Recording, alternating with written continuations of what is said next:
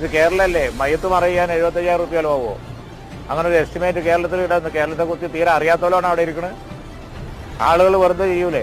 Dead body ഒന്നിന് ഇത്ര, എന്തൊരു നാണക്കേടാണിത്.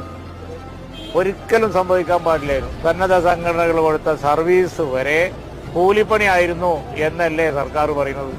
അതിലും വലിയൊരു മാനക്കേട് വേറുണ്ടോ? ഞങ്ങളൊക്കെ അവർക്ക് പുരസ്കാരം കൊടുത്തുകൊണ്ടിരിക്കുകയാണ്, അവരെ ബഹുമാനിച്ചുകൊണ്ടിരിക്കുകയാണ്.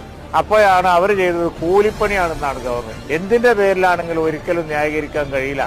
ഇങ്ങനെ ഒരു ഡോക്യുമെന്റ് ക്രിയേറ്റ് ചെയ്തതിന് ഗവൺമെന്റ് റിഗ്രറ്റ് ചെയ്യണം. ഞങ്ങളിപ്പോൾ 10-40 കോടി അപ്രോക്സിമേറ്റ്ലി പറയാണ്.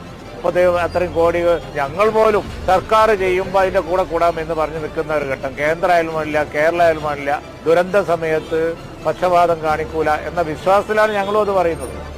ഇതിങ്ങനെയാണെങ്കിൽ പിന്നെ സർക്കാർ ഇനി ഭാവിയിൽ ചെയ്യാൻ പോകുന്ന കാര്യങ്ങളെക്കുറിച്ചും ആളുകൾക്ക് വിശ്വാസം ഉണ്ടാവില്ല.